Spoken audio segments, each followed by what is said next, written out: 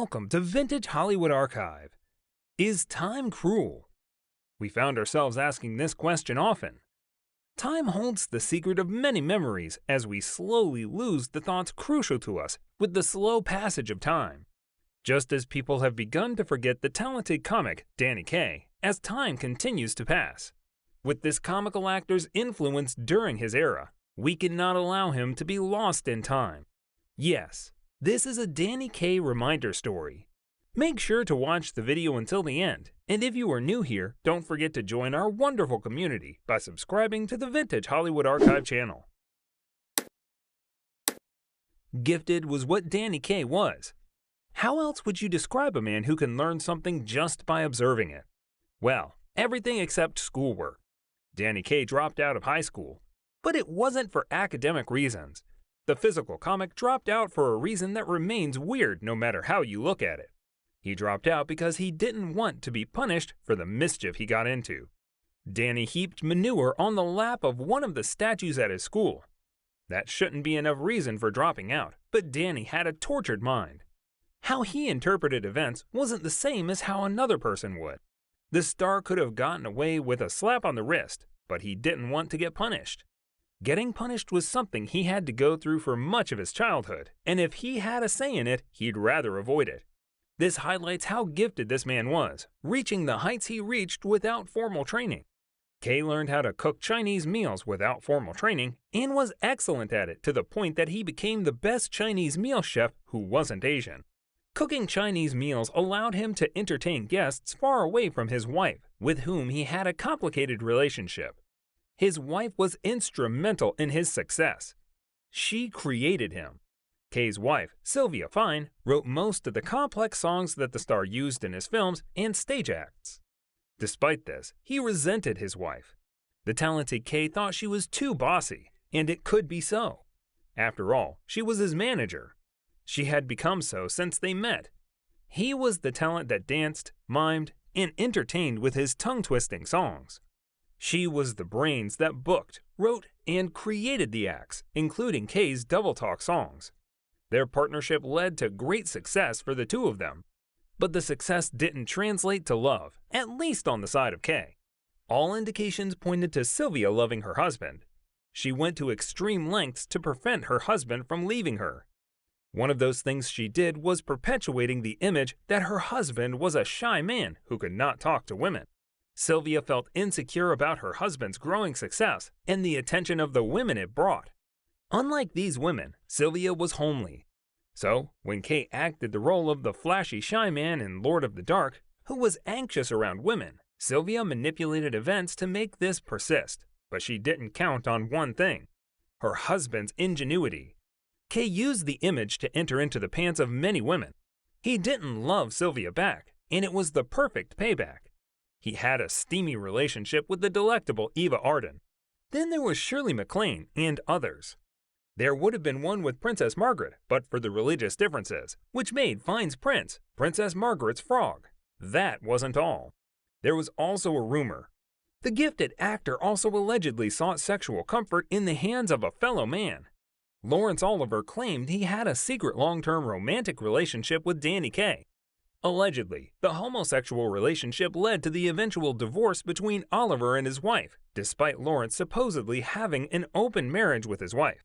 Some say Olivier found more peace in his relationship with Kaye than his wife, who he had a difficult marriage with. However, Robert McElwain disagreed. He didn't want the rumor to linger, especially since Danny Kaye's household didn't address the issue. Moreover, Kaye wasn't around to say whether it was true.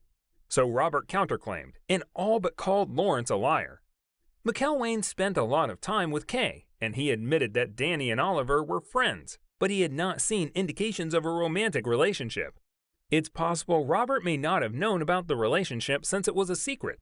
Being in a secret relationship meant that the two men wouldn't act intimate with each other in front of other men. So, it's possible Robert was a closet homosexual. However, Robert was sure his friend wasn't into men and revealed how much he knew about Danny's lustful proclivities involving different women. But there is no way to know who is speaking the truth between Robert and Olivier. Sylvia knew about all of Kaye's dalliances. It's Hollywood. Nothing stays hidden, no matter how hard the stars try to keep it. She didn't care that her husband was cheating. At least she didn't show it. Fine was uncomfortable that at the end of the day, her husband always came home, despite his shenanigans. Danny wouldn't dare leave her. That would mean the death of his career. Safe to say, being loyal wasn't one of the star's gifts. But conducting orchestras was. What started as a joke for Kaye became something he could do even without learning to read music. Later, he became a professional orchestra conductor.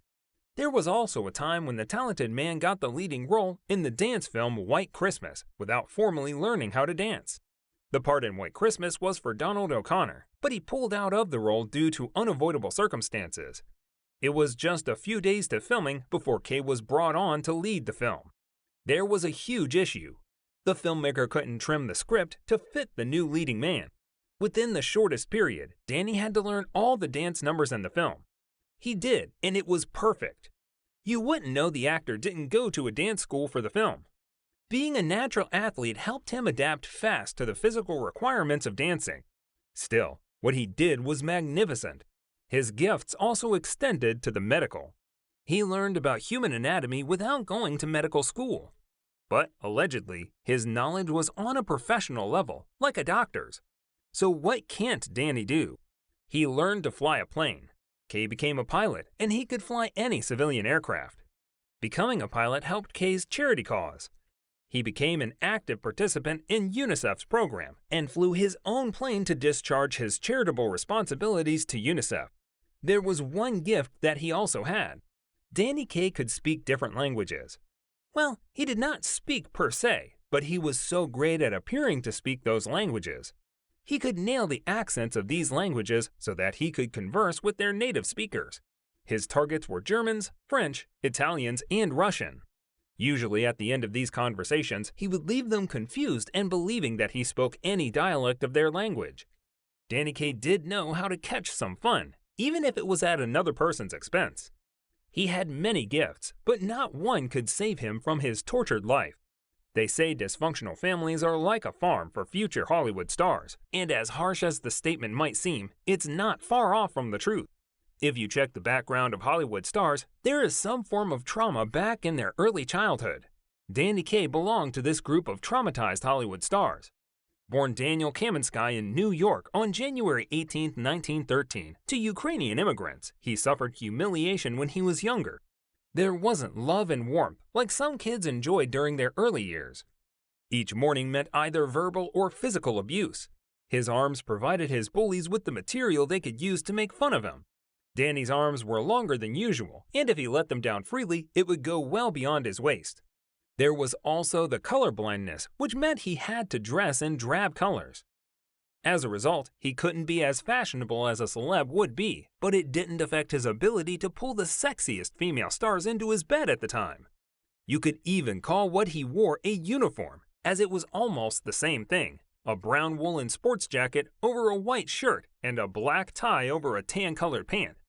His friend, confidant, and publicist, Robert McElwain, always wore the same thing Robert wore when they went out together. The two would mistake jackets once in a while, with Danny looking gangly anytime he wore Robert's jacket. The two would then poke harmless fun at each other, not the kind of fun that Danny's family had at his expense when he was a kid. His dad and brothers used the star as an outlet for their frustrations, and in that moment of continued violence, Kaye had to do something. The star learned to make his father and brother laugh. They laughed so hard that they forgot they felt less frustrated after. His talent blossomed, not from the place of love, but from the need to survive, which went on for a while. The good side was that he could harness his gifts and continually sharpen his skills. However, it meant that he never dealt with any of his issues, and they followed him to adulthood. The man was in survival mode up until the time he semi-retired. Even if the audience was just a person, Danny would mime and dance. He couldn't switch it off. Kaye's warmth on stage was just a facade. A lie that he kept up because he had to. Performing made him feel loved, appreciated, and wanted. Without it, he felt like he was a nobody. This is why when he felt other performers wanted to upstage him, he became a different person entirely. Or perhaps he became his true self. Vindictive, hateful, and morbidly jealous. His attitude towards competition was pure hostility, which was weird, seeing as he built his career on masterfully outperforming other competitors. It is easy to forget what he did when he sang Tchaikovsky in the London Palladium performance. Kaye started like any other star. He contended for scraps. He performed in hotels and nightclubs and soon found himself in low-budget motion pictures, which didn't do anything to improve his standing as a multi-talented actor. However, in 1939, everything changed. He met Sylvia, who helped refine his existing acts and eventually create many of the ones he would later do. His act was unique, and he owed Sylvia that. Meeting Sylvia was the beginning of great things for Kaye, as he soon found himself in two iconic Broadway shows, one after the other. The Straw Hat Review, 1939, and The Lady in the Dark, 1940. The Lady in the Dark, Kaye completely upstaged Gertrude Lawrence, an esteemed professional, when he performed Tchaikovsky. In that performance, he rapidly recited more than 50 Russian composers. The performance earned Kaye fame, and his bookings in high-class hotels and clubs increased. It was in one of these clubs that Samuel Goldwyn met and offered him a film contract befitting a star of his stature. Also, Goldwyn was lavish in the amount he spent making films tailored to Kaye's strengths. Another performer that Kaye outshone was Red Skelton. The talented performer had a one-person show at the London Palladium in England. The show was so positively received that after the initial run in 1948, he had an encore a few years later. Even the royal family abandoned protocol to enjoy Kaye's show fully.